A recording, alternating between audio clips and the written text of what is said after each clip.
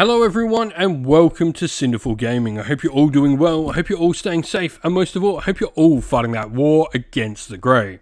Today's video we are going to talk Warhammer Age of Sigmar, and today we're going to take a look at the Vanguard Seraphon box set that's soon to come out and look at how we can use it to start an army of the Seraphon in the current season of Warhammer Age of Sigmar in Anstor. Now, with this box set and with this video, we're going to go through, talk a little bit about all the models that come inside it, talk about the options we have when building the different unit options, and then look at some other units we can use to expand upon the initial purchase. We'll then finally finish off the video with a little sample army list of 1,000 points for you to use, hopefully as some inspiration for starting your own army of the Seraphon in the current season of Warhammer Age of Sigmar. And so, to begin with, first of all, this box set is led by a Seraphon Old Blood on Carnosaur, which also can be built as a Saurus Scar Veteran on Carnosaur and a Skink Oracle on Troglodyte. So a pretty cool, nice, versatile kit. Now, what you can do if you do build up the kit here and you've built the Saurus version, you'll have the Skink Oracle that potentially can be converted up to be built as a model on foot for Skink Star Priest, or you can have, if you've built the Skink Oracle, the Saurus Old Blood on foot as well. Now, to start with, first of all, the Saurus Old Blood on Carnosaur. This is more the commanding model out of the two. You do have a pretty decent close combat profile, though, with your Relic Celestite weapon for 5 attacks at 3s and 3s, or Ren 1 damage 2. Your clawed forelimbs and massive jaws, providing some nice attacks from the mount as well, with the massive jaws at full strength being Ren -2 with damage 5. Now, you've then got the Blood Frenzy rule, where if you ever cause any models to be slain by wounds from this model's attacks, you actually get +1 a wound for the rest of the game. Terror will stop Inspiring Presence being able to work within an inch of you. And lastly, the Ancient Warlord ability as well will allow you to use the same command up to 2 times in the same phase, though you must use these on separate, different Seraphon units, and you don't spend a command point on the second one. The next option for the kit is the Saurus Scar Veteran, and this is much more of a damage dealing piece. While it retains a lot of the same abilities, so you've got Blood Frenzy and Terror, you have Maim and Tear instead of the command point focused ability. What this does is each time you finish attacking and at the end of the combat phase, you pick an enemy unit within 1 inch and roll a number of dice equal to the number of wounds you allocated to that unit from this model in that phase, and for each 5+, that enemy unit will suffer a mortal wound. Now, lastly, you have the Skink Oracle on Troglodyte, which is quite a different piece for the Force.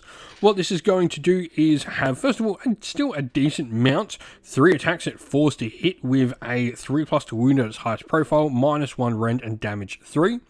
And then you've also got the ability to be a 1 cast and 1 unbind wizard.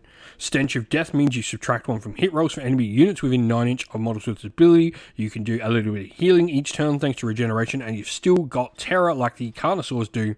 You've also got the Primordial Mire spell, which is super powerful as well. Ability to pick an enemy model or enemy units that are nearby objectives and terrain, and what you do is they potentially can have all their run, retreat, and their charge rolls all impacted heavily from this spell.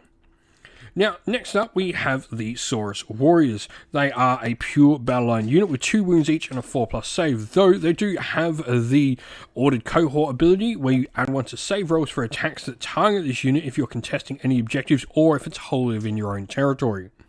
The Saurus Jaws ability as well allows you to, after this unit fights, pick an enemy unit within an inch of this unit and roll 1 dice for each model within the unit.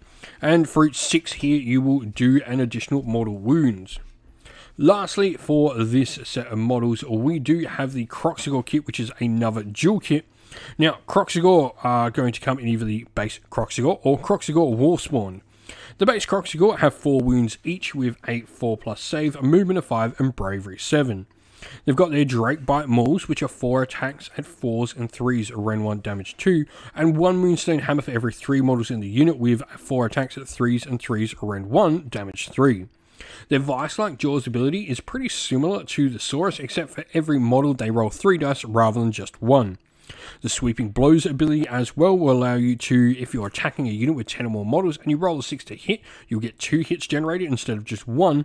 And Skink Guidance is a fun ability where Skink champions can actually issue commands as if they were a character or as if they were leading their own unit, essentially, to your Kroxigor units, as they don't have champions of their own and they don't have the rule of elite.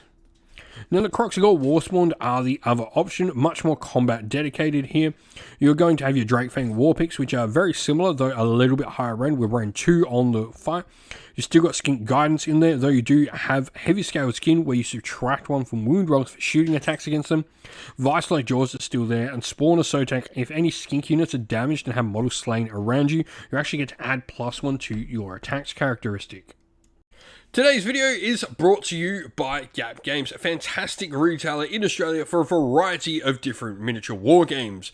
If you'd like to help support the channel, we have an affiliate link where by clicking on and purchasing, you'll help support the channel, but you'll also help support Gap Games, which is a fantastic servant to the community. And so, where to go next? Now, I did mention in the previous slide, if you've built the Carnosaur model, you certainly could convert up the Skink Oracle to become a Skink Star Priest for you, or indeed, if you don't want to convert, you want that model spared to maybe magnetize, or you've built the Troglodyte indeed, you can go pick up the Skink Star Priest anyway. Now, the Skink Star Priest is a 1 cast and 1 unbind wizard with a cool spell that allows you to put -1 to hit, which is really nice. But the big thing here, I think, for the Star Priest is its ability with its Serpent Staff. You pick a friendly Seraphon unit that is hollow within 12 inch, and if you do so until your next hero phase, any unmodified wound rolls of a 6 inflict a mortal wound on the enemy in addition to any other damage. Now, the Skink Starseer is also an Andorian Locust, as these Palanquins do not count as mounts, which is pretty cool. So, the Skink Starseer here is a 2 cast and 2 unbind wizard, and you've got the fly ability thanks to your little Palanquin. Scry of the Stars, once per battle, will allow you to pick a number of Seraphon units, and you can give them a 5+ ward, which is cool. Now, Celestial Doom is your spell, and you pick an enemy unit within range invisible, and you stop your enemy units being able to use ward rolls when you target them with this spell. What's really cool is this combines nicely with a mortal wound damage dealing ability with the Star Priest, so these 2 skinks together can make a nice little combo. Now, the next wizard we're going to talk about could definitely be taken instead of these skinks, and that is the Slain Starmaster. This is the best wizard we have access to in the Seraphon, and is actually the great leaders of the Seraphon. 9 wounds and a 4+ save with 5-inch move, a bravery 9 and the fly ability. You're a 3 cast and 3 unbind wizard with the foresight ability as well to roll 2 dice at the start of your command phase, and for each 4+, gain an extra command point. Now, you do have the Masters of Order ability where you can add 1 to your casting, dispelling and unbinding rolls for this unit, and in addition, this unit can attempt to unbind enemy spells cast anywhere on the battlefield. Arcane Vassal is really fun, where once per turn you'll be able to actually cast a spell through one of your friendly skink models, and then you've got a command ability that can actually give some Seraphon units the fly rule. Lastly, you have 2 War Scroll spells. The first of these allows you to get a 4+ ward save on yourself against mortal wounds, and you can also give some bonuses to nearby casters with Celestial Equilibrium for +1 to cast for nearby friendly wizards. Now, lastly, I did mention we were going to talk about skinks. First of all, they are a battle line unit, so once you've got these and a unit of your Saurus, you'll have enough battle line to sort of muck around with how you want to play your 1,000-point list. But a 6+ save and 1 wound each, though they can have a 5+ save if they do have the shields on the unit in some of the different variations. The big thing here, though, is Swift and Nimble, where each time you receive a run or redeploy command, you always roll 2 dice and pick the result that is more favourable to you. And so here we have our sample army list, or we've gone for playing in a coalesced army type here. Now, the reason we've gone for this is going to be for a couple of abilities that really do affect a lot of the models in the initial box set. We first of all have Predatory Fighters, which adds 1 to the bite rolls for Coalesced Saurus and Coalesced Kroxigor units, making Mighty Saurus Jaws, or Vice-like Jaws ability attacks. And we've also got Scaly Skin as well, where we can subtract 1 from the damage inflicted as well to a minimum of 1 by each successful attack that targets any Coalesced Saurus, Kroxigor, or monster keyword models. Now, we then have an army subfaction we've chosen, and this is going to be the Coatl Claws subfaction. This gives us a +1 to wound rolls for attacks made with our melee weapons if we make a charge move with a Saurus or Kroxigor unit. Now, we've then got the grand strategy of a Realm Shaper Guardians. At the end of the game, we can't have any enemy models within 12 inch of our Realm Shaper engine, and we also can't have had our Realm Shaper engine smashed to rubble during the course of the game. Now, we are 20 points under as well, so we've got a good chance of getting a triumph, and we've gone for the Inspired for +1 to wound. Now, leader-wise, we have gone for taking the Saurus Scar Veteran on Carnosaur in the Force, and we've gone for a relic on this called Sotek's Gaze.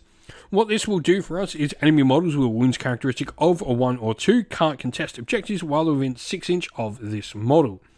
Now, we also have then our Skink Star Priest, who's taking the spell Hoarfrost. Now, what this is going to allow us to do is get some extra rend on some of our friendly models, and a Skink Starseer as well, who's going to be our general and taking the command trait Eye of the Blizzard, which allows us to potentially roll for an extra 1 of the primal magic dice, and the spell Heavenly Frenzy as well, which is going to allow us to give run and charge to a friendly Seraphon unit. For Battle Line, the Croxial Warspawn in this particular subfaction will become Battle Line. We then have our 10 Saurus Warriors and 10 Skinks, and we've gone for the Meteoric Javelins on them. This is going to allow us to get some rend on our shooting attacks. Now, we do have some options with battalions here. We haven't put a battalion here yet, but there definitely are some options. You could put all 3 characters in command entourage and get yourself an extra artifact, which could be cool. You could also try and put your characters, your 2 foot ones at least, into one of the battalions, which is going to be the Enduring Acolytes, to get another one of the primal magic dice. Or you do have enough models here to do a battle regiment and make a 1-drop force. But if you've got some ideas on how you'd expand from the initial box set of the Seraphon, let us know your thoughts down in the comments below. And so that is the end of the video. We hope you all enjoyed it. If you did, please don't forget to leave a like, comment, share, and subscribe to the channel. If you'd like to come chat more with me and other members of our great little community we have here at Sinful Gaming, we have a Discord server, which is linked down in the video's description. Also linked down in the video's description are the best ways to help support the channel, be that via Patreon or YouTube members, or by grabbing yourself some merch, whether that's stickers, t-shirt, mugs, or anything from our Teespring store as well, or by using our affiliate links, which are also linked down in the description as well, that go a long way to helping support the channel. As a special thank you to all our Patreons and YouTube members, we'd like to give you all a shout out. So thank you to Andy C, Grimskull, Colorblind Magic, Iron Grinch, Benjamin Swallows, James Cater, Mark Harvey, Domir, Average Wargamer, JJ Austrian, Cure Dynamic, Andrew Bowen, Alderin Shot First, Kendall, Soren, Green Roots Gaming, Ronya, Lockloric, The Johnny 84, Broken Chef, Ariana Edwards, Monty's Tabletop Terrain, James Tillman, Disco, John Castle, and Gargamel 196. Thank you all so much for helping support the channel. It means the absolute world to us. Please do not forget to like, comment, share, and subscribe. Once again, everyone, stay safe, stay well, and most of all, keep fighting that war against the grey. Ciao for now.